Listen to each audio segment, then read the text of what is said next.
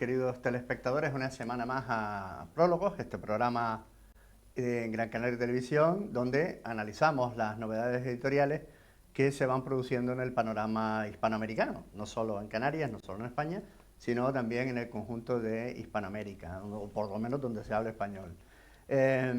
Hoy, como es costumbre en nuestro programa, vamos a ver cuáles son los libros más vendidos, en este caso en nuestro querido país hermano de Argentina, que los tenemos ahora en pantalla.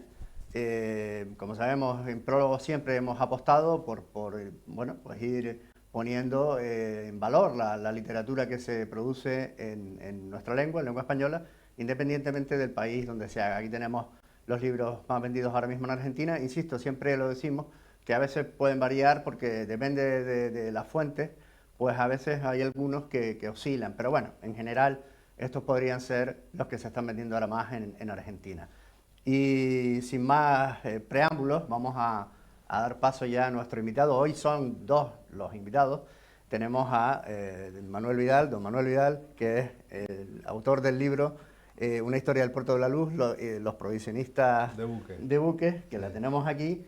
Y también tenemos a José María Yasso, nuestro compañero, que ha venido porque también él en su programa Espacios para Hablar, en este mismo canal, pues también entrevistó a Manuel Vidal y yo creo que puede aportar muchísimo a este programa con un poquito formato más de tertulia que vamos a tener hoy. Muchas gracias por invitarme. Bueno, pues vamos a empezar, si les parece, ya a mis estimados compañeros hoy aquí de tertulia. Manuel, ¿qué son los provisionistas de buques? O sea, la primera pregunta y obvia, en líneas muy generales.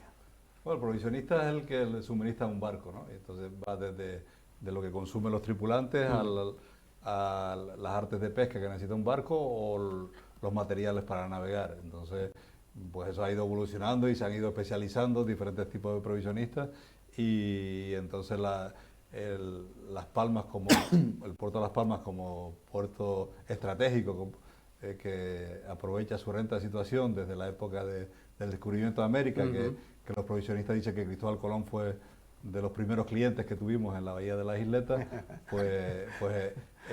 Las Palmas era la última escala, la última oportunidad para para aprovisionarte antes de realizar la travesía hacia América principalmente. Entonces eso ha ido evolucionando, hemos tenido pues del Imperio Español, los provisionistas no cogieron mucho, tampoco en Gran Canaria, porque Gran Canaria tuvo un puerto deficiente hasta el siglo XIX, pero luego cogimos una época muy bonita con los británicos, entonces, pues, y luego en los años 80 con el Banco Sahariano y con la actividad pesquera. Entonces ahí ves una evolución de los diferentes tipos de provisionistas que se han ido produciendo, los oficiales, y luego están los provisionistas no oficiales que en parte a mucha gente le atrae esa figura del cambullonero, que ha sido el provisionista alternativo y que se ha dedicado al trueque e incluso al pequeño contrabando en algún momento. Ya esa figura ha desaparecido. Ajá. Entonces, bueno, esa evolución está muy interesante porque ahí vemos unas partes muy florecientes del puerto de Las Palmas y te da una idea de contexto de la ciudad y el puerto que tenemos hoy. Manolo, efectivamente, Colón el primer, pero vamos, de los que cliente sí, no en este caso. No sé si pagó la cuenta, pero habría que ver, ¿no? Pero sí que es verdad que efectivamente Canarias jugó un papel esencial en todo lo que ha sido la expansión atlántica. En esa primera expansión atlántica, donde obviamente aparece Colón, después ya la amplía Magallanes, ¿no? Que tú también lo analizas claro, en el libro. Porque eso dio la dimensión verdadera del mundo. Esa es la primera globalización. La globalización no es de ahora, es de la época del Cano y Magallanes. Claro, por eso digo que y el puerto de Las Palmas siempre jugando, o Canarias en general, ¿no? Jugando un papel absolutamente fundamental. ¿Cómo valoras eso, no? ¿Cómo valoras en estos siglos iniciales del siglo XVI, XVII, XVIII, después hablaremos ya más en profundidad del XIX, cuando hay la gran expansión y la gran explosión del puerto, pero en estos momentos iniciales, ¿cómo era el papel de Canarias o del puerto, en concreto del puerto de la caleta de San Telmo en aquel momento y la bahía de Gando, ¿no? No, sí, había dos bahías importantes, que eran la bahía de las Isletas y la de Gando, que tenían astilleros, y luego la poca fortuna que tuvimos, que tuvieron todos los puertos, es que los comerciantes querían tener el puerto delante de sus comercios, es decir, en Triana, ¿no? Allí en la zona antigua de la ciudad, y por eso se hizo el puerto mal orientado, y entonces tenían muchos días de mala mar y con bandera negra, como si fuera un puerto pirata, porque los barcos no podían hasta 30 años después de los puertos francos, es decir, hasta la construcción de 1883 y 20 años después, Las Palmas no tuvo un puerto de estiva y desestiva importante, es decir, un puerto donde tú pudieras hacer carga y descarga de forma fiable, sino teníamos San Telmo que era un remiendo ahí, mientras Tenerife, en los años esos tú ves en los tráficos, incluso los ingleses se establecieron con mejor fortuna allí antes que en Las Palmas, porque Tenerife tuvo unos siglos interesantes que aprovechó todo ese comercio americano. Pero Las Palmas en aquella época, ¿qué tuvo? Pues bien, nosotros estuvimos a Drey y le ganamos. Y el que Drey hubiera parado aquí por Gran Canaria antes de hacer, tú sabes que empezaba a hacer un asalto importante, que era ocupar todo el ultramar español. El istmo de Panamá. Sí, exactamente. Y por parar en Gran Canaria y aquí, pues darle caña, se descubrió todo el pastel. Es decir, que ahí la contribución en esos siglos de Las Palmas fue sí, vital. Y por eso los grandes ataques que se han dicho, normalmente se dice que son ataques piráticos a Canarias. No, realmente no eran ataques piráticos. O sea, las invasiones de Drake, sobre todo después la de Van der Does en 1599, no era un pirata Van der Does, como se le suele decir. Eran realmente flotas que lo que querían era precisamente ocupar, eran, ¿no?, financiados por la reina. Ahora, bajo cuerda o... Sí, la patente de corso, que se llamaba, ¿no? Sí, la patente de corso eran unos piratas que tenían el beneplácito de los reyes para piratear. Claro. Sí, pero Drey empezó como pirata y en la historia de Drey todas las acciones que hacía de forma encubierta o sorpresa le funcionaron, pero las que hizo sabiendo dónde iba le fueron, y fracasó. Como en Cádiz fracasó. Sí, y volvió maltrecho y perdió, es decir, en el balance que tenemos con la Gran Armada Española, los ingleses le dimos bastante caña. Sí, por eso digo que... Y luego, por ejemplo, los holandeses, ¿no? Es decir, que siempre se consideraron como ataques piráticos, y realmente lo que era precisamente conquistar esta posición estratégica de Canarias, que era lo que te permitía pues, comerciar con América y luego pues, cerrar con Magallanes efectivamente la primera gran globalización. Y luego hablaremos del papel de Canarias en la segunda globalización, a partir de ya después de la segunda revolución, de la revolución industrial. Pero viendo los siglos esos, los piratas no solamente eran ingleses ni holandeses, también había franceses. Claro, es decir, que hay una relación ahí. Exacto. ¿Por qué? Porque Canarias es muy importante para controlar y sorprender en la ruta de las Indias, claro. Entonces, claro. Azores y... Claro, una ruta que era terrible, pero realmente, claro, sin Canarias no se podría explicar, porque una navegación de Cádiz, que en aquel modo Sevilla, que eran los puertos, digamos, donde salían las flotas, ¿no? Hasta América sin parar en Canarias hubiera sido absolutamente imposible, y aún así las condiciones de vida dentro de los barcos eran terribles, y bueno, y hay narraciones que te ponen los pelos de punta, y o sea, la gente dormía en la intemperie del barco, imagínate, en medio del Atlántico, durante 2 meses o 3, que podría durar, si tenían suerte. Llegaban a comerse hasta las ratas, ¿no? Porque los alimentos se echaban a perder, el vino se agriaba, el agua se ponía también medio podrida. Era una odisea. El escorbuto era normal. Pero sí, la navegación esa, Azores hacía de vigilante de la vuelta de India, y Canarias era de la ida. Entonces, si tú colocabas ahí los barcos a uno de esos dos sitios, pero bueno, tuvimos unos años tristes a nivel portuario. Sí, lo que pasa, y luego también ahí empiezan a nacer a través del puerto, lógicamente, los primeros grandes ciclos económicos de Canarias, y luego hablaremos, ¿no? El primero del azúcar, que los flamencos eran los principales, digamos, los genoveses, ¿no? Sí, los principales... Luego el vino, claro. En el segundo viaje, Colón se llevó los primeros plantones de azúcar, de caña de azúcar. Caña de azúcar, el plátano que se introdujo también desde aquí. El café. ¿no? O sea, por eso que... Y luego ya, pues el ciclo del vino, que también, sobre todo en Tenerife, lo aprovechó muy bien. Muy bien. Claro. Tenerife mucho mejor, más que Puerto de Gran Chico, ¿no?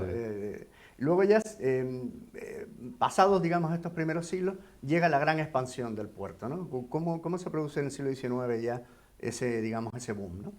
Bueno, pues tú imagínate los debates que había en la sociedad, ¿no? Que teníamos un puerto que no funcionaba, que si la bandera negra y tal, y entonces tuvimos la fortuna de tener a un ministro de ultramar que era Fernando León Castillo, y entonces pues se jugó con la figura esa del puerto de refugio, ¿no? Y pudimos hacer un puerto de refugio en la bahía natural, que era la bahía que estaba protegida por 3 cuadrantes, que era la bahía de las Isletas.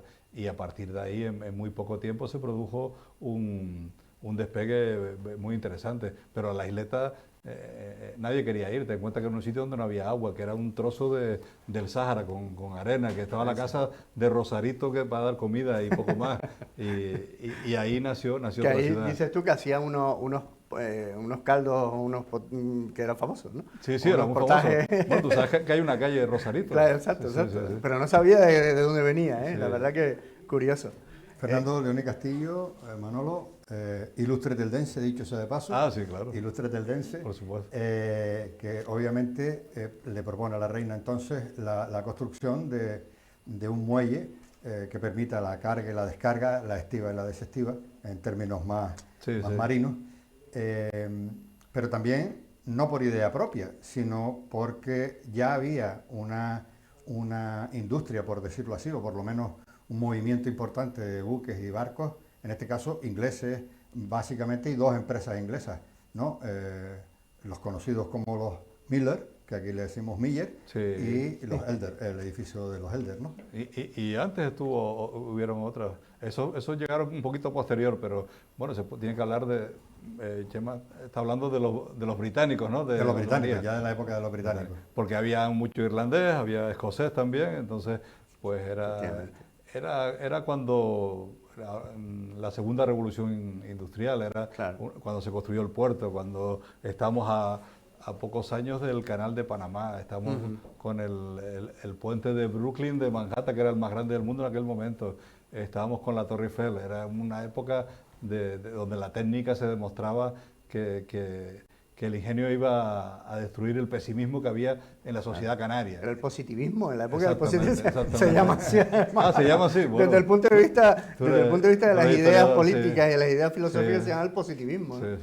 En el siglo XIX, es decir, el hombre en la técnica había alcanzado tal técnica que consideraba que la ciencia lo podría todo y que la ciencia lo explicaba todo. La época de, pues, cuando vienen aquí René Bernoz, Sabino Berthelot a medir los cráneos y tal, todo estaba absolutamente, era el positivismo científico, sí, que ¿no? podía explicar, todo se podía explicar desde el punto de vista científico y de alguna manera todo se podía conseguir, y ahí entran, ¿no? Pues el puerto, lógicamente, también, ¿no? Como precisamente como parte de ese desarrollo generalmente pues de Inglaterra, esa Inglaterra de la segunda revolución industrial, del hierro, del carbón, y ahí entra, y ¿no? El carbón, fundamentalmente. Y cuando hizo verdaderamente el imperio. Cuando construye el imperio, claro. A partir de ahí, y bueno, Francia lo intentó, Holanda lo intentó, todos lo intentaron, bueno, ahí el que lo logró fue el Reino Unido, y una de las bases fue el puerto de Las Palmas. Sí. Claro, ahora por eso entramos en lo que es eso, ¿no? Lo que habíamos hablado de la segunda, digamos, gran expansión, la segunda gran globalización, que es precisamente la británica, después de la Conferencia de Berlín, que es de 1885, donde África prácticamente queda delimitada. De hecho, hay muchos países africanos que tú ves las fronteras y están hechas a reglas, es decir, son totalmente aleatorias, ¿no? Hechas allí por los europeos y tal. Y ahí Canarias juega también un papel esencial, ¿no? De hecho, también vienen luego empresas alemanas, la BOE, etcétera, todas a competir. A ver, claro, desde Canarias como plataforma para ya no era América, digamos, el destino, ahora era África. Y aquí también, pues, tenemos Mackenzie, otra base. estaba la factoría de Mackenzie. La factoría de Mackenzie, en Tarfaya. Los ingleses intentaron tener una factoría aquí, y eso fue antes de tener España la primera factoría, pocos años antes. Entonces aquello se vio como una amenaza, y gracias a una iniciativa privada se hizo la primera factoría, que era un sitio para intentar comerciar con las caravanas de camello, pero muy mal, porque las caravanas de camello iban por el interior, entonces no estaban en la costa. Pero eso sirvió luego para hacer toda la colonización del Sáhara, llegar a Layún, y luego nos sirvió para luego desarrollar todo el comercio con la pesca, porque la verdad es que la ocupación de Villa Cisneros en 1884, creo que fue, un año después de la construcción de empezar el puerto a construirse, se hizo para los costeros canarios, para para el salazón. Venían aquí, vinieron los holandeses, y no sé, intentando aplicar las técnicas del norte, del bacalao, para aquí el cherne y tal, pero no era de la misma manera. Y estábamos hablando ahora de la segunda globalización y un poco de los países que empezaron a utilizar Canarias como base, Sí. en este caso de aprovisionamiento, Sí. pero también de reparaciones, bueno, que no deja de ser un aprovisionamiento, ¿no? Sí. Y citábamos antes someramente los ingleses, pero ¿qué otros países pudieron asentarse aquí o tener a Canarias como base de aprovisionamiento con el mismo o con un poquito menor ímpetu que lo hizo el Imperio Británico? ¿Pero te refieres a los últimos años o a la misma? No, lo digo porque como me gustaría poder ir hasta la evolución de la organización de lo que hoy es la autoridad portuaria, es decir, cómo nacieron esas necesidades dependiendo de las demandas de países que fueron diciendo, bueno, pues es que esto, por el tipo y la cantidad de actividad que había. Sí, bueno, la Junta del Puerto funcionó desde el primer día con Juan Levi Castillo. Es decir, lo que pasa es que el primer puerto de 1883 se hizo con tecnología británica y fue la obra, ahí dice el profesor Francisco Quintana, dice que la primera obra moderna que se hizo en Canarias, que es una obra con ese diseño de aquella técnica más depurada británica. Entonces, que trajo también que pocos problemas que trajo también en tanto en cuanto a la contratación de personal, porque los canarios no estábamos preparados para trabajar con esa técnica y entonces hubo que traerse personal británico. Ah, sí, no lo sé. Sí, pero sí. esa es otra de las... Porque claro, Sí. es que claro, nosotros estábamos acostumbrados a trabajar con las artes Sí. que nosotros estábamos acostumbrados, los canarios. Pero para poder trabajar con esa tecnología y esas nuevas herramientas y esos nuevos aparatos, hubo que traerse personal y después formar aquí, pero traerse personal británico también. Bueno, hoy la ingeniería española es de las mejores del mundo, pero... Sí. Sí, Eso hoy hay que sin decirlo. duda. Están haciendo el canal de Panamá Sí, por y eso, el AVE por eso. Sin de duda. Medina y tal. Manolo, cuando hablas de los británicos, que tratas, por supuesto, Sí. en el libro, ¿no? La primera gran... Ellos ya habían estado, ya estaban aquí, de hecho, con el vino, sobre todo en Tenerife. Claro, ya conocían, de hecho, había una compañía del vino directamente, ¿no? que funcionaba desde el siglo XVII, ¿no? Y del XVI casi. Sí. Pero los británicos, dices tú en el libro, y yo creo que es muy acertado, traen ya no solo una forma, como dice nuestro compañero José María, de una forma de trabajar en lo técnico, sino también una mentalidad nueva. ¿Cuál es esa mentalidad que tú explicas y defines, ¿no? Sí, es la mentalidad liberal. Fue una época, ahora lo liberal está más denostado, pero en aquella época funcionó muy bien. Entonces, bueno, de todas formas ellos jugaban también, ellos no querían ningún monopolio, abolieron los monopolios, fueron de los primeros, a pesar de ser los primeros esclavistas, luego fueron los primeros que plantearon abolir la esclavitud, ligaron el desarrollo económico con la democracia, porque ellos tenían más un parlamento más fuerte que otras monarquías europeas, y las ideas liberales fueron las que funcionaron muy bien. Ellos no necesitaron en todo el desarrollo ese imperial, no necesitaron ocupar los países como hizo España, sino simplemente tenían puertos comerciales y ya está. Y Las Palmas funcionaba perfectamente para eso. Ese espíritu liberal es el que se ha quedado en el ADN del puerto de Las Palmas. Entonces, por eso los empresarios del puerto de Las Palmas, que luego han sido los peninsulares, luego canarios y tal, pues siempre se han moldado y han sido muy flexibles y se han adaptado siempre a los nuevos tiempos.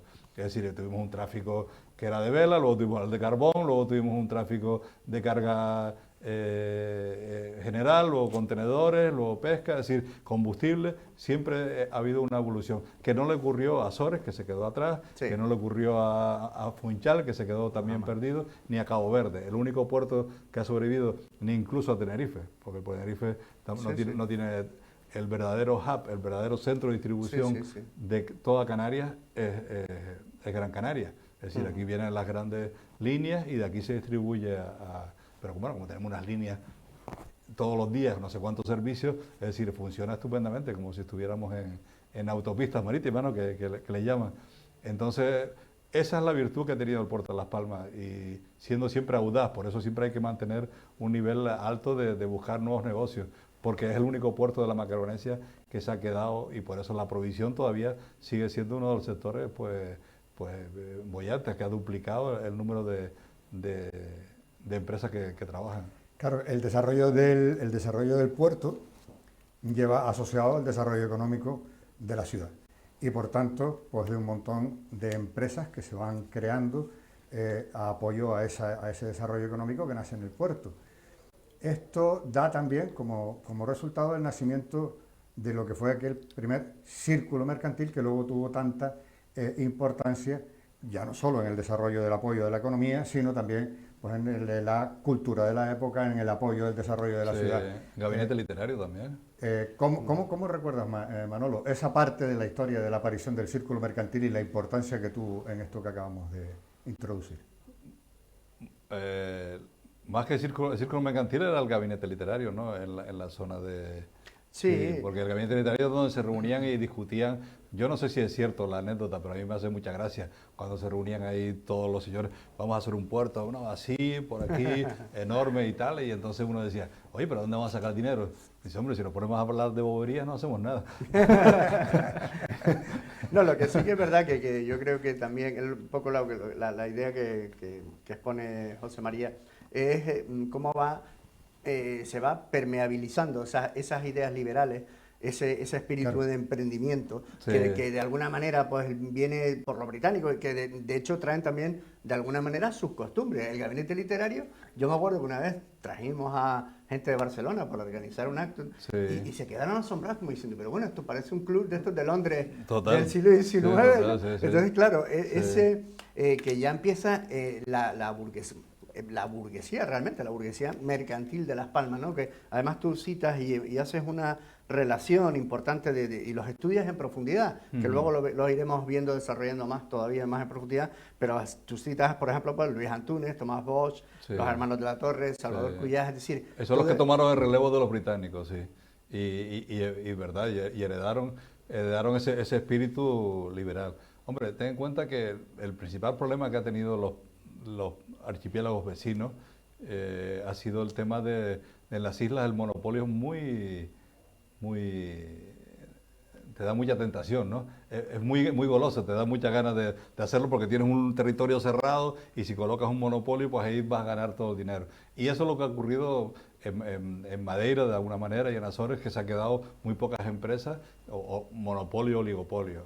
En Las Palmas hemos tenido un nivel de competencia bastante alto siempre y esa yo creo que ha sido lo que nos ha ido salvando. Incluso ya se organizan, Manolo, porque lo comentas aquí, ¿no? En la asociación de consignatarios, ¿no? La asociación de consignatarios, ¿no?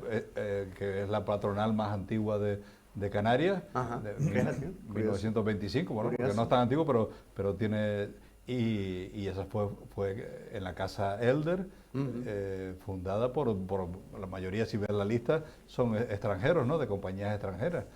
Luego, creo, a los pocos años prohibieron que los titulares de tipo de asociación fueran extranjeros y tenían que ser todos españoles. Pero esos fueron la punta. Bueno, tenemos el club de golf, tenemos muchísimas cosas que han dado esa impronta. Y luego, si damos el salto, cuando hablaba de qué otras nacionalidades han venido, pues aparte de los británicos que descubrieron que podían venir aquí con carbón, luego venderlo, pero a la vuelta, ¿por qué no me llevo una fruta? ¿Por qué no me llevo unos tomates? ¿Por qué no? Y entonces empieza a aprovechar el viaje de vuelta, que voy vacío y me lo cargo. Y a la vuelta, ¿por qué no hago unos camarotes y me traigo un par de turistas también? Y así aprovecho también. Y así llega la exportación de fruta, el turismo, parece mentira, y luego lo más curioso, bueno, a mí me parece curioso, el primer balón de fútbol, es decir, el germen de la Unión Deportiva Las Palmas, que hoy tiene partido, ¿no? Bueno, sí, hoy tiene partido, efectivamente. No vamos a decir nada, no, para que no se nos enfade nadie. Ya. Pero, bueno, si te cuento, el Pepe Concalves era hijo de un provisionista de buques de Funchal y lo mandaron a Newcastle a estudiar y se le dio también el fútbol, que a la vuelta hizo el equipo con los colores de Newcastle y el Sporting Victoria, que era por la Reina Victoria. Y de ahí, bueno, luego salió con el Marino, no sé. Toda esa combinación salió en el Deportivo Las Palmas, ¿no?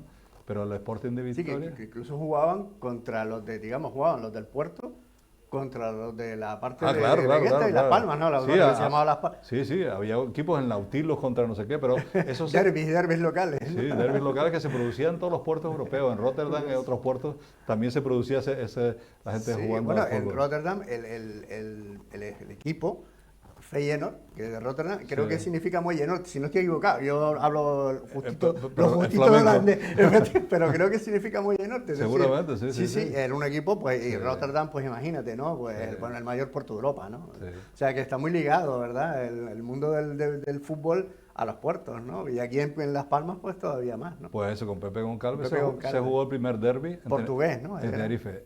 Sí, portugués de padre de Funchal. De Funchal. Sí, y entonces, pero él murió muy joven, pero jugó el primer derbi en Tenerife, fue a Tenerife a jugarlo, y marcó Pepe Goncalves el único gol, ganó el Sporting de Victoria 1-0, y tuvieron que salir escoltados por la policía. Bueno, Espero que hoy oye, no- espero que- vamos, esperemos que hoy, bueno, el resultado pues a lo mejor no está tan mal, pero que no se haga escoltado a nadie. 1-0 todavía.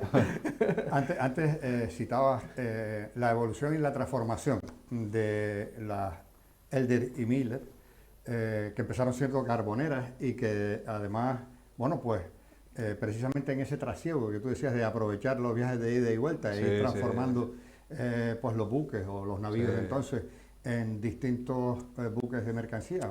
Para allá llevo carbón, para acá me traigo fruta o le hago Sí, unos sí. camarotes y me traigo turistas.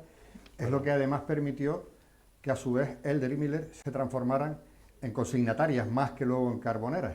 No, Y- pero tenían de todo, José María.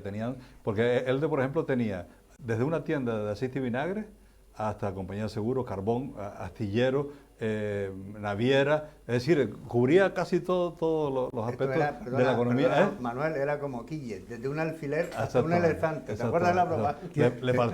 Le faltaba tener un equipo de fútbol. O sea, y ya- eran carboneras y ya tenían idea de consignatarias desde el principio. Dice.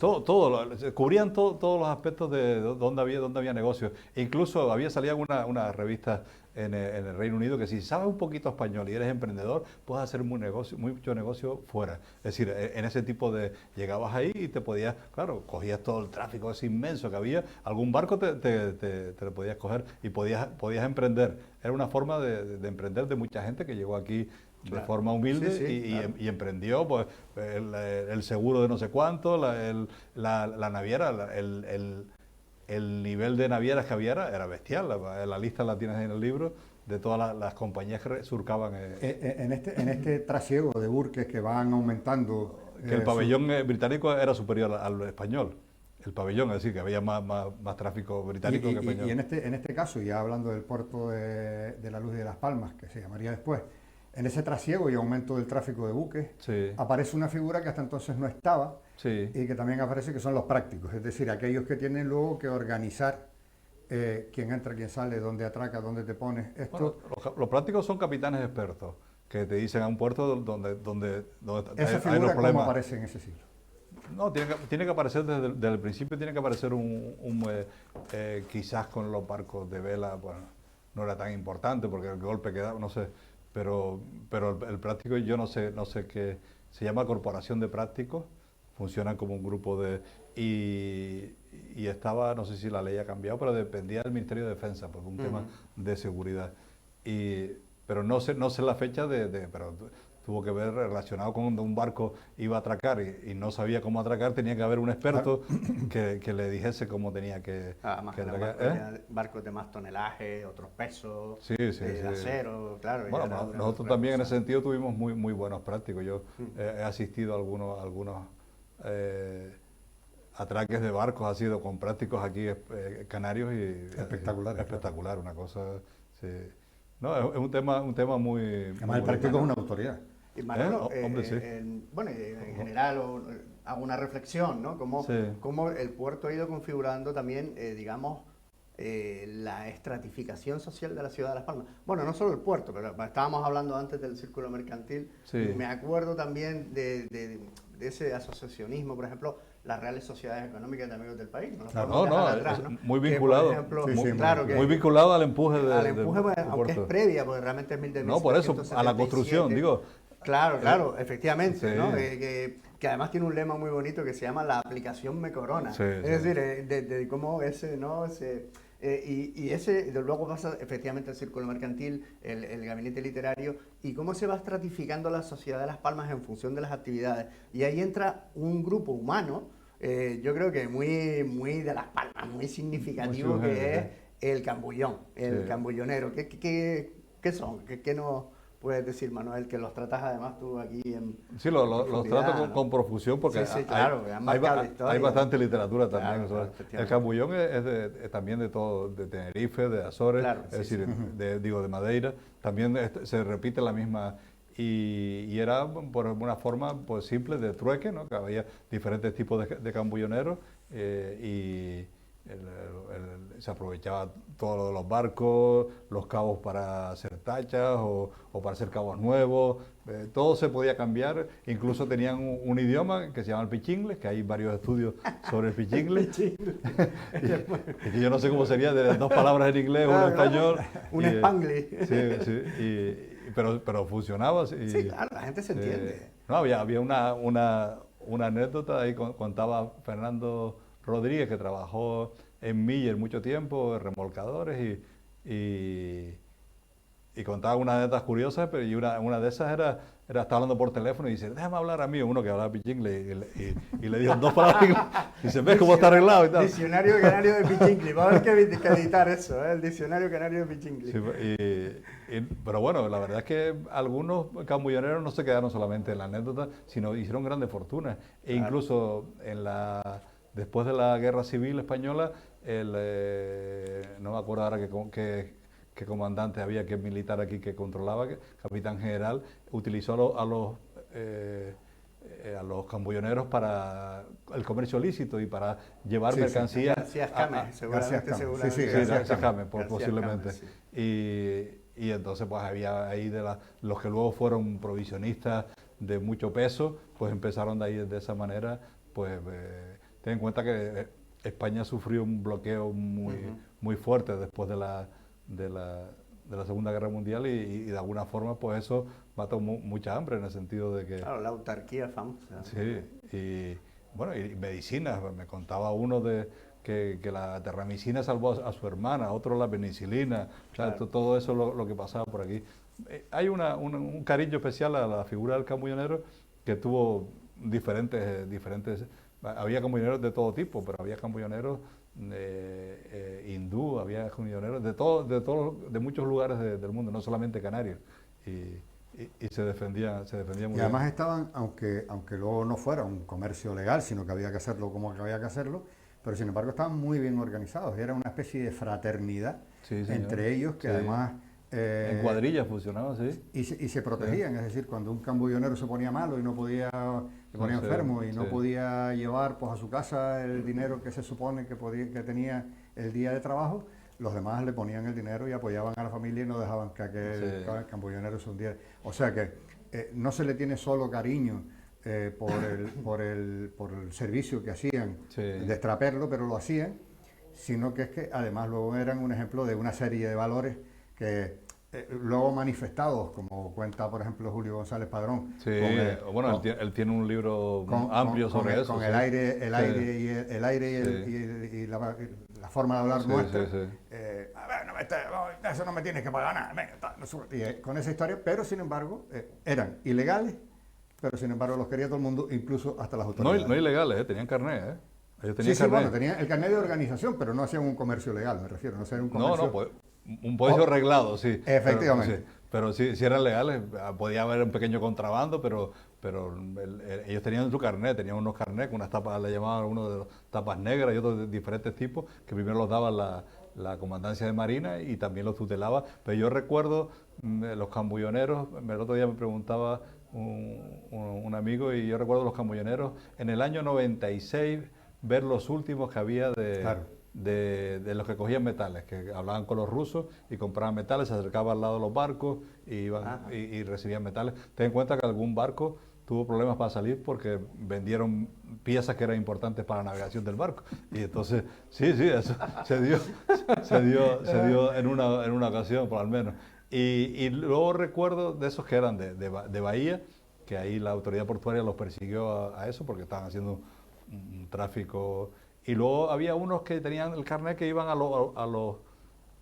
yo eso lo vi hasta el año 2005, por ahí, que iban a los cruceros y todavía vendían las toallas esas de las Islas Canarias y todo eso, vendían, y ya desaparecieron, entonces eran los últimos, ya señores muy mayores, y con ellos se acabó los carnets y se acabó la actividad del camuyonero en el puerto. No los podían echar, aunque ya... Que en el libro los tienes que nombrar porque forman parte de la actividad portuaria, pero obviamente no entran dentro de lo que podrían ser provisionistas en sí, ¿no? Son provisionistas, pero alternativos, sí. Bueno, sí, esa es una forma bonita de decirlo, sí, está muy bien.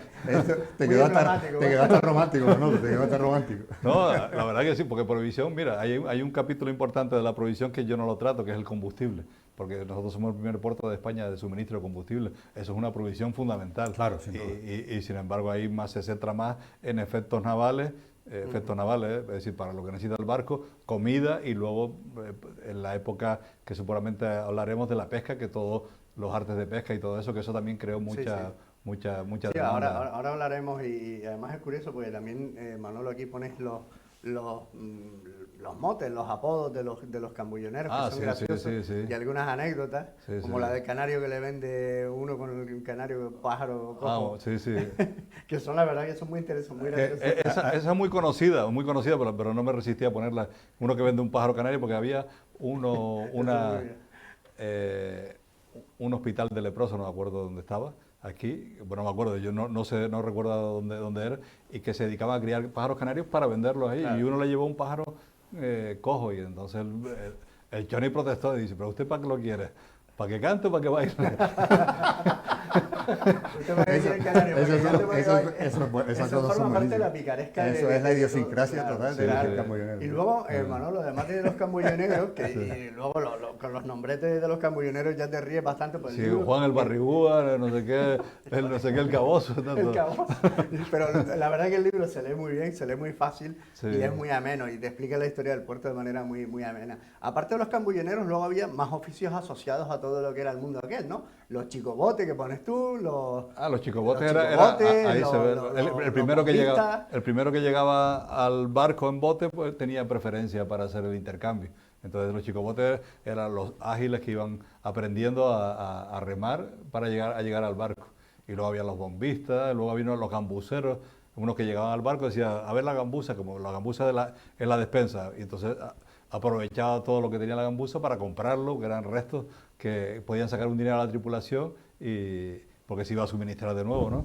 Y luego, pues, yo creo que de alguna manera muchos de reparaciones navales ahí, a mí se me viene a la mente porque... No, los alcordes, ¿no? Los alcordes, pues, claro. Todos los cabos y todo eso, pero yo me acuerdo de uno de un señor que tenía reparaciones navales, un taller de reparaciones navales, creo que era Felipe del Rosario, que me contaba que la primera industria conservera que se hizo aquí se hizo con unas tuberías de un submarino alemán que estaba que cayó en Maspalomas, que embarrancó en Maspalomas. Entonces, claro, aquello era un tesoro, todas aquellas tuberías, había que aprovecharlas, y se emplearon para la primera conservera que hubo aquí, sí. Y en esa línea de precio, ya citaba Alcorde, y entonces ya aprovechando la cuerda de Alcorde, te voy a coger por esa cuerda, Manolo. Alcorde que era... Tú lo dijiste, alpargatas alpargatas y cordeles. Exactamente. Alpargatas y cordeles, que era el acrónimo, lo que significa... Sí, que yo no lo he puesto en el libro porque me enteré después. Alpargatas y cordeles. Luego, ya entrando en el siglo XX, ¿qué otras empresas son las que se fueron instaurando e instalando alrededor de la actividad de la autoridad portuaria con respecto al aprovisionamiento de buques? Porque Alcorde sí, pero ¿qué otras empresas... ¿Y de qué nacionalidades, si recuerdas algunas de esas, no? Sí, hablando de efectos navales hay que decir Alcorde, porque Alcorde estaba relacionada con el Sáhara. Ten en cuenta, no sé si tienes la imagen de los anfibios en el Ayun, que se le ocurrió al padre de los Alcordes, a Juan Medina, se le ocurrió comprar de la guerra de Vietnam, comprar unos anfibios, porque el puerto del Ayun tenía problemas siempre de calado, o sea que ellos se llenaban de arena continuamente. Entonces, ¿cómo hacían los desembarcos si había mala mar y el barco no podía? Entonces con los anfibios fue una maravilla, comprar los anfibios de Vietnam. Y entonces hacía unos desembarcos increíbles, no solamente los barcos de Alcorte, que tenían una flota, sino otros barcos también. Y luego tenía Fosbucrá, que Fosbucrá era una inmensidad, eran kilómetros y kilómetros de cintas transportadoras y los fosfatos ahí casi al aire libre. Y ahí Alcorte también, yo creo que me decía un empleado de Alcorte que la mayoría de lo que generó la empresa para construir luego el edificio de 7 plantas en la calle Juan Rejón vino también de esa inversión. Y luego está Barber en Sidi-Ifni, que tenía uno de los cines, tuvo que construir uno de los cines más grandes, 2.500 plazas tenía el cine aquel para toda la tropa. Y incluso Barber estuvo también en Villa Cisneros, que hoy es Dakhla.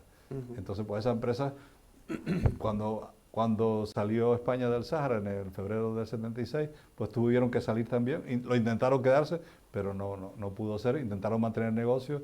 Incluso Alcorte se fue a Agadir para seguir vendiendo efectos navales a Agadir, pero luego salieron mucha competencia y al final, pues, sabíamos que tuvo que hacer subvención de pago, ¿no? Alcorte al final de... Claro, claro. Quedaron otras empresas que eran más humildes en ese sentido, de efectos navales en Gran Canaria interesantes. Hablo algunas de Ceuta, que eran muy importantes y que venían persiguiendo a la flota. La flota dejó de pescar en la zona del norte de África, de Ceuta, y vinieron a Canarias para pescar al Banco Sahariano, y estas empresas de efectos navales también bajaron. Sumarsa, que vino, y luego pues los gerentes han mantenido otras empresas en ese sentido. Eso es lo que se refiere al efecto naval, pero luego hay empresas que todavía funcionan muy bien, venían del sector agrícola del sur, de exportación de frutas, que empezaron a venderle a los provisionistas y luego hicieron un hueco y se metieron ahí. Es decir, ahí ha habido mucho ingenio, porque hasta que el turismo de los años 60 empezó a despegar, ¿dónde metías tú la mercancía? Ten en cuenta que el tráfico británico decayó, la exportación de fruta también decayó en ese sentido, y entonces había que buscar nuevos mercados, y el mercado ideal fue ese.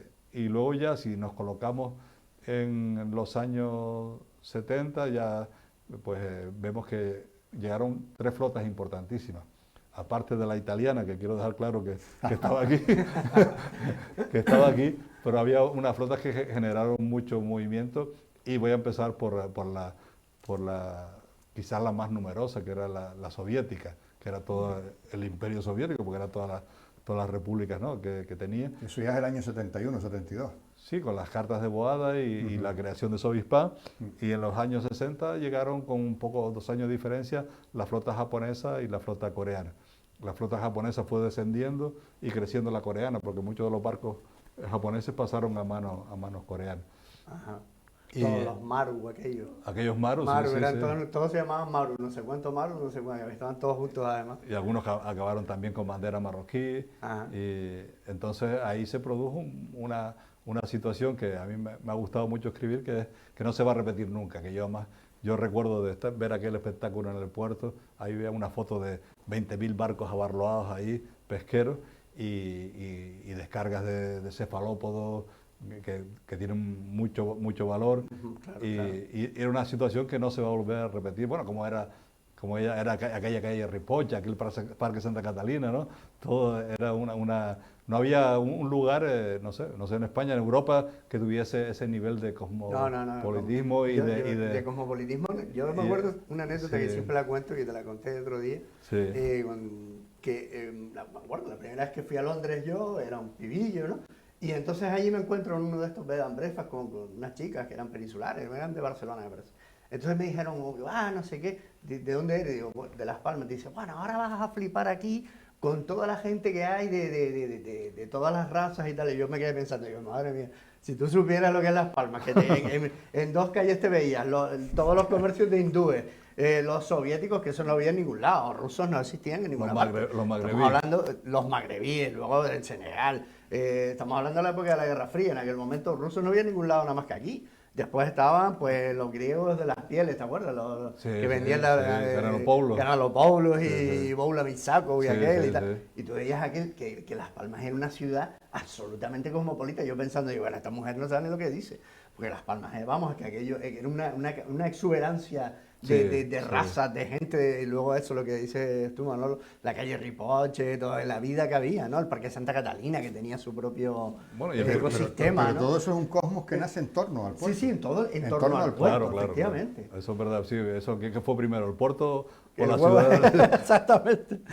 No, no, hombre, de hecho que incluso el desarrollo de la propia ciudad, pero que el puerto esté ubicado donde está ubicado y que ahí ya Ripoche, Santa Catalina, todas esos plurinacionalidades que decía David ahora, que se instalan, que ponen comercio con aquel ímpetu inicial que tú decías de además querer poner la empresa en el puerto, pero que estuviéramos ya, que aquello fuera la capital. Yo creo que la importancia que tiene el puerto en el desarrollo cultural, económico y cosmopolita, por supuesto, de la Sí, ciudad de Las Palmas es sí. indiscutible. Sí, Absolutamente indiscutible. los intangibles son muchísimos. Muchísimo, muchísimo, Los tangibles son los conocemos, pero los intangibles Claro, son muchísimos sí, porque sí, sí, las influencias. ha creado una ciudad diferente. Eso, Cuando uno piensa, Manolo, en provisiones de buques, Sí. a la cabeza la idea del buque es siempre como un buque de carga general.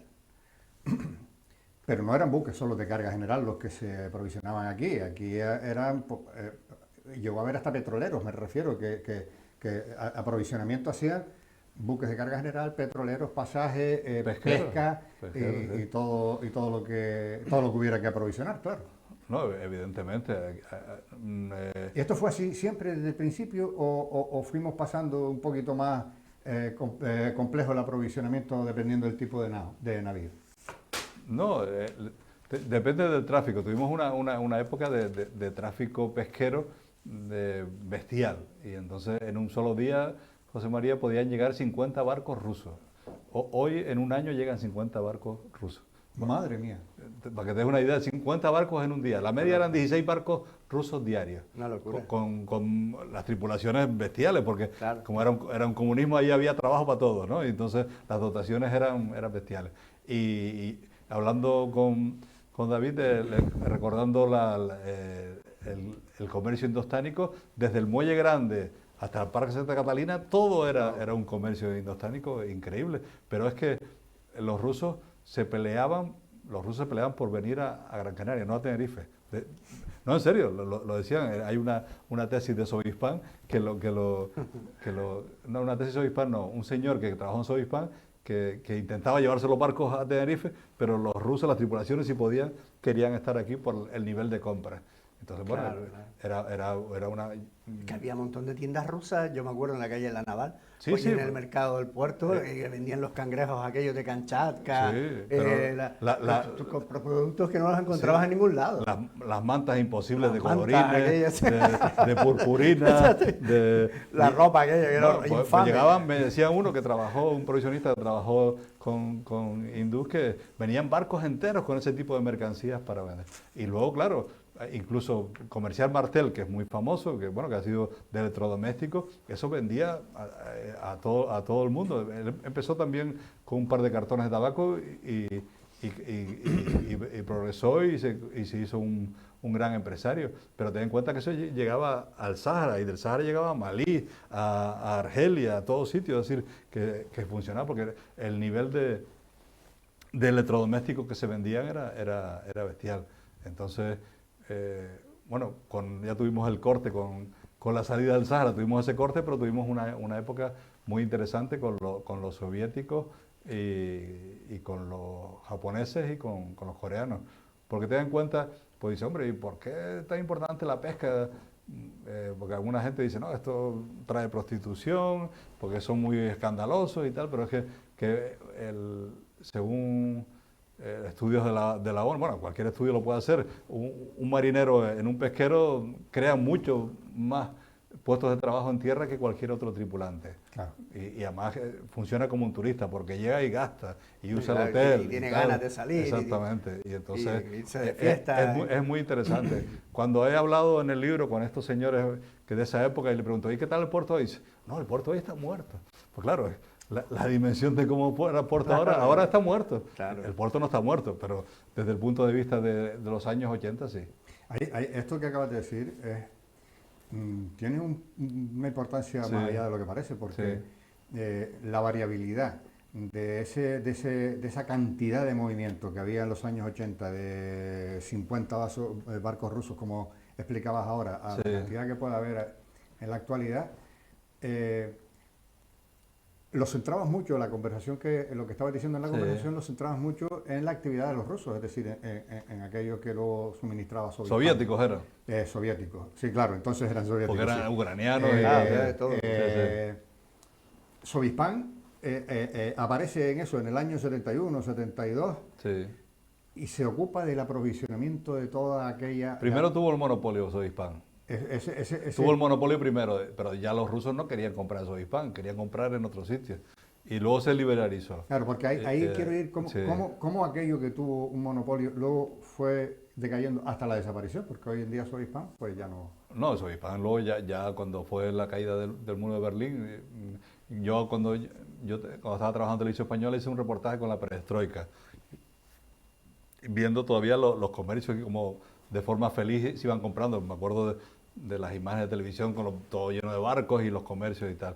Pero la caída del muro de Berlín fue el remate y aquello ya no era inviable. Pero sí hubo una liberalización antes de la perestroika, porque aquello empezó a caer de forma bestial, porque algunos ya no podían pagar como pagaban antes. Los polacos o los rumanos ya pagaban con especies, es decir, tú me suministras combustible o víveres y tal y yo te traigo pues la mercancía que tú quieras. Así había un trueque con los provisionistas, con algunos. Antes era mucho más fácil un provisionista, caminaba por el muelle, veía, este es un bandera danesa, voy a bordo, hablo con el capitán, mira, ¿usted quiere algo? Sí, tal, pusieron esto y tal, bueno, hasta luego y tal. Y no se preocupaba de pagar ni asegurar ninguna garantía. Hoy es imposible hacer eso, pero en aquella época se hacía. Y no sé qué más te iba a decir, que se me olvidó, se fue todo. Bueno, yo te había preguntado por la parte de cómo Sovipán, siendo un emporio como el que era, fue decayendo hasta hoy en día. Bueno, y es verdad, fue perdiendo fuerza con la perestroika y luego se liberalizó y algunos de esos señores, pues de los provisionistas se enteraron y entonces iban a los barcos rusos a ofrecer los servicios y entonces Hispán dice, no, primero nosotros. Entonces tenían que llamar a la policía y la policía, no, ahora está liberalizado, tienen que ir todos a la vez y tal. Y entonces podían ir, o el primero que llegara, ¿no?, al barco. Eso decayó de forma muy triste, sobre todo produjo la venta de metales de las tripulaciones, produjo los abandonos de tripulaciones en el puerto, que estuvimos, que eso llegaron hasta el año 2000, llegó a algunos barcos de no sé si eran rumanos o de qué nacionalidad, que todavía armadores que los cogieron. Es que ahí se produjo un gran desfalco en la Unión Soviética, es decir, cuando se desintegró, pues mucha gente compró flotas, empresas, metales de saldo. Y entonces el que mejor estaba colocado, si estabas al lado de Yeltsin en aquella época, pues te podías hacer un negocio estupendo. Claro. Yo sí, David me lo permite, porque otro de los pulsos que se pueden medir de la actividad del puerto es, Sovipán obviamente era uno, el movimiento de los buques rusos, pero después, antes lo citabas también tú, Manolo, los japoneses y los coreanos, y fue un pulso casi a los dos platillos de la balanza, ¿no? Primero los japoneses con un peso importante que se venían básicamente a pescar en el Banco Canario Sahariano, ¿no? Sí, ellos llegaron primero como empresas, eran grandes empresas, y los coreanos también, no venía un armador cualquiera, sino venían grandes empresas de Corea. Ten en cuenta que Japón tiene una tradición pesquera más relacionada con el atún, pero el cefalópodo es importantísimo también, son dos productos que en el Sahara se dan muy bien. Y los coreanos, la emigración era bestial, millones de coreanos salieron a buscar divisas para reflotar el país, que de los años 50, después de la guerra de Corea, pues tenía una situación muy... Y el puerto de Las Palmas, con la colonia coreana, incluso la televisión coreana vino aquí, fue una de las comunidades del mundo coreana que más aportó divisas a Corea para el desarrollo. Es decir, que le debe a la comunidad coreana de Las Palmas el actual emporio que es Corea a esta comunidad. Entonces, bueno, aquí los primeros, yo creo que también posiblemente de los primeros clubes de taekwondo y tal de Sí, Europa, posiblemente estaban aquí, porque yo recuerdo uno de los, era un señor que todavía vive aquí, que fue armador, pero antes era guardaespaldas de un presidente de Corea, Park, y que a él le ofrecieron por temas políticos ir a un país cualquiera. Y entonces él dijo que hubiese muchos coreanos, pero él no sabía español ni nada. y entonces lo mandaron a Canarias y él vino sin saber nada y entonces hizo los primeros, pero tiene un nivel muy alto como maestro y aquí desarrolló una tradición que es importantísima. Bueno, aquí se celebra en Telde todos los años una competición con un señor coreano, ¿no? Que son fondos para San Juan de Dios y todos los años durante muchos años celebrando ese torneo. Los señores Lee, ahí son todos Exactamente, Lee. el señor Lee, sí. Oye, y es curioso, pues luego lo que hablábamos, ¿no? Cómo luego los canarios nos hemos ido integrando. Yo me acuerdo de ir a comer a casa de Choi, que además lo nombras aquí, Choi. Choi, sí. O sea, además Manolo hace una relación de todos los empresarios, ¿no? Porque, que es muy interesante porque da pie para después muchas tesis doctorales, bueno, alguna tesis doctoral por lo menos, sobre todo, porque claro, pues están todos los empresarios con las empresas, dale, es un trabajo tremendo, ¿no? Pero me acuerdo de ir a comer eso, de comer comida coreana en casa de coreanos, o a veces mi padrino, pues con los hindúes igual, mi padrino es hindú. O sea, es decir, hubo una interacción entre los canarios y todas estas comunidades que era muy peculiar, ¿no? Y muy valiosa. Es una pena porque yo noto como que se ha perdido bastante, ¿no? Eso, ¿no? Sí, en el último tiempo ya no...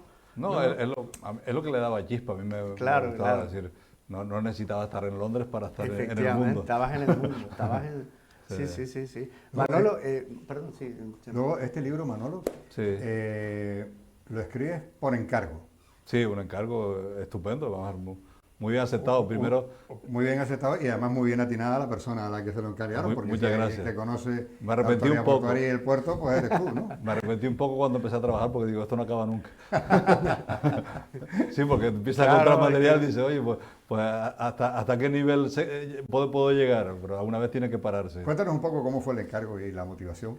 Pues esto es la Asociación de Provisionistas de Buques atendiendo a una subvención del Cabildo, que en ese sentido pues está bien que haya subvenciones del Cabildo para promocionar esta una parte de la historia y entonces me dieron 4 meses para hacerlo. Y entonces con los archivos de la autoridad portuaria, que yo creo que no se ha investigado nadie lo ha ido. No lo ha ido. La primera vez, yo creo que el primero que me senté allí por unas cuantas semanas y luego miré había varios trabajos de Francisco Quintana, que en los primeros tiempos antes de hacer el doctorado hizo unos trabajos muy buenos, con Víctor Morales Lescano también, que son pioneros en ese sentido. Víctor Morales también Lescano hablando de los británicos y eso, bueno, ciertamente yo conocí a esas dos personas por mi interés por conocer esos trabajos.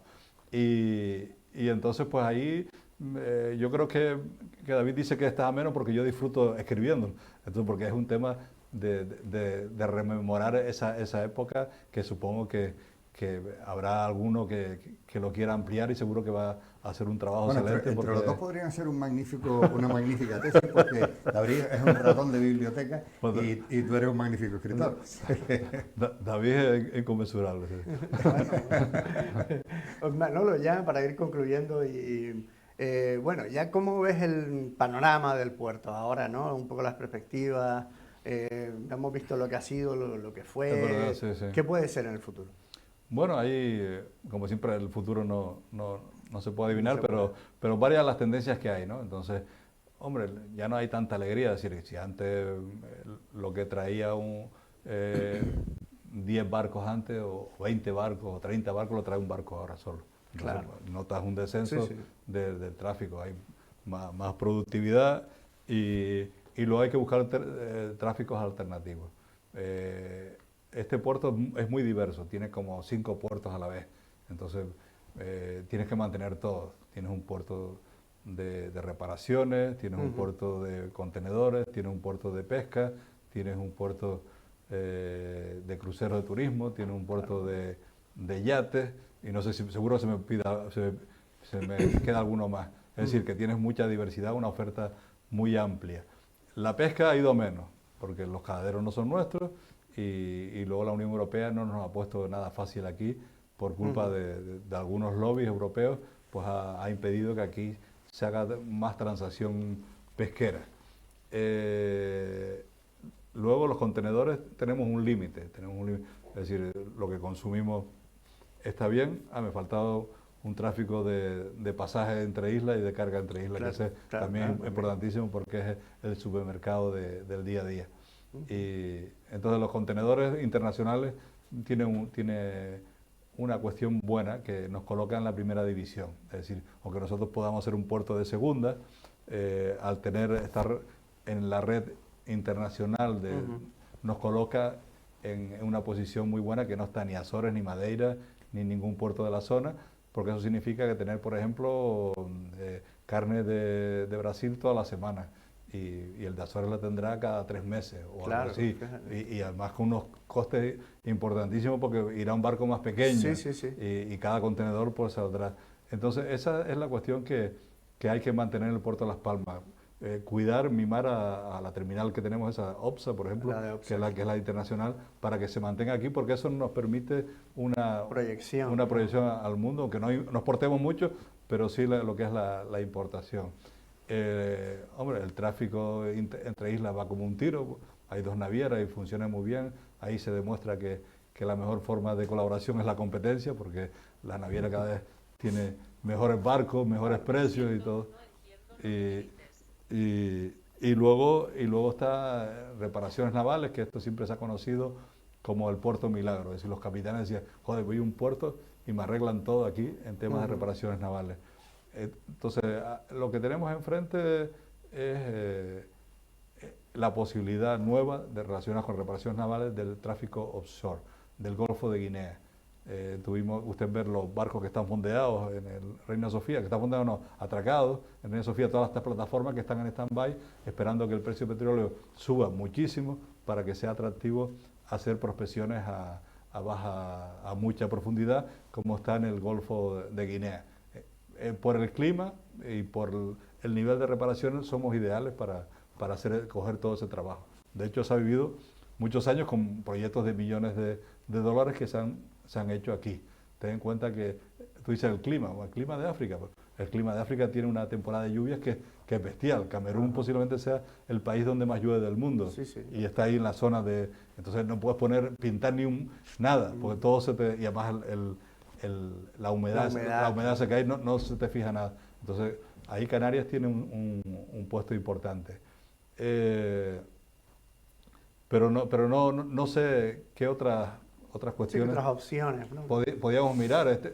Yo siempre decía, volviendo al Sáhara, que nosotros fuimos el Miami de esta zona. Es decir, nosotros teníamos un puerto importante, un know-how importante, unos medios fiables, y entonces... Seguridad jurídica y tal, y teníamos el Sáhara, y entonces funcionábamos con el Sáhara, quiero decir, y funcionábamos con un Miami. Y esa experiencia se puede repetir con el desarrollo que tiene Marruecos y con la buena vecindad que se habla. Supongo que no es fácil, pero una simbiosis de ese tipo nos vendría estupendo, ¿no? Si hay un desarrollo enfrente bestial y lo que decimos que con competencia colaboramos, sería estupendo.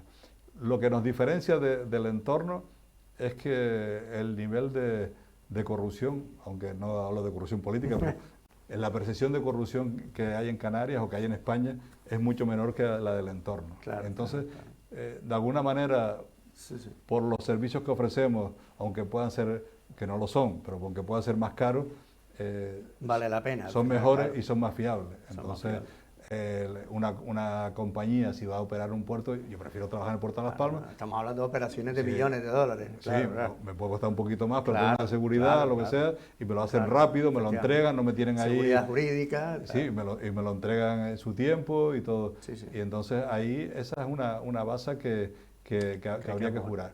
Pero yo me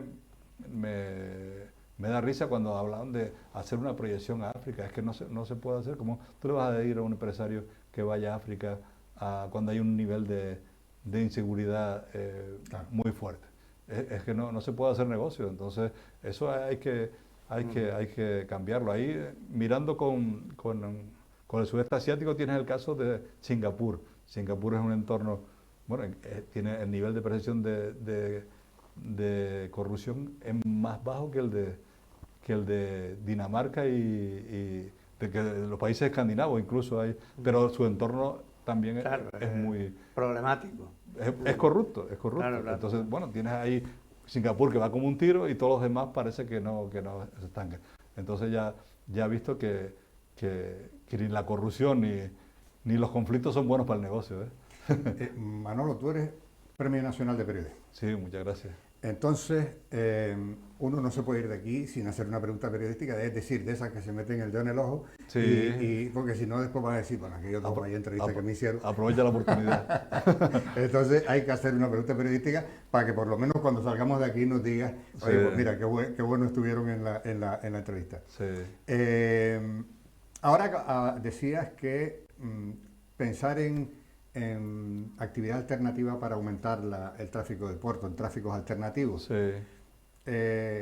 ¿Esto excluye ya directamente el puerto de Arinaga? Es decir, si se activara la actividad del puerto de Arinaga, ¿se le restaría actividad al puerto de la Luz y de Las Palmas? No. ¿O se pueden hacer las dos? ¿Se pueden activar? Sí. ¿O es que el puerto de Arinaga ya mejor no menea yo? No, es complementario, debería ser complementario. El puerto de Arinaga, en épocas de saturación del puerto, por ejemplo, hay una reparación que va a durar unos cuantos meses y no tiene en el puerto de Las Palmas sitio, pues puede utilizar el puerto de Arinaga. Una operativa especial de las hélices de los molinos estos Claro, sí, que sí, tienes sí. que descargar ahí, pues lo puedes hacer en el puerto de Arinaga. Son complementarios, incluso yo creo que con Lanzarote y Fuerteventura, aunque Lanzarote habla mucho de tener su tráfico propio, pero ten en cuenta que esto funciona con economías de escala, ¿sabes? Entonces, Claro. si tú tienes un sitio fuerte, pues mejor que lo concentres ahí y que haya un tema complementario. No se trata de ser más o menos, Claro, no, sino no, de complementarse. esto Claro. y además la realidad, que el armador va a decir, mira, si a mí me cuesta aquí tengo que Claro, poner claro. un Es remolcador absurdo. que es extra, porque Claro. no lo hay y allí sí lo hay. Sí. Claro, claro.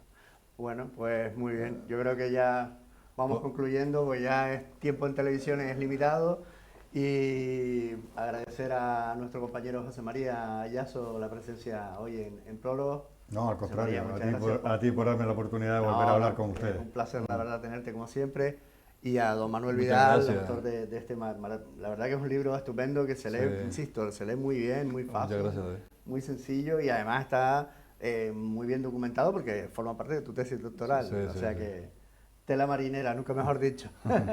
Bueno, pues nos vamos despidiendo ya para ir concluyendo y bueno, pues les emplazamos como siempre hasta la semana que viene en este programa en Prólogo y bueno, pues a que sigan viendo la programación que tenemos prevista en Gran Canaria Televisión. Sin más, hasta la próxima semana, un saludo para todos y un abrazo muy fuerte.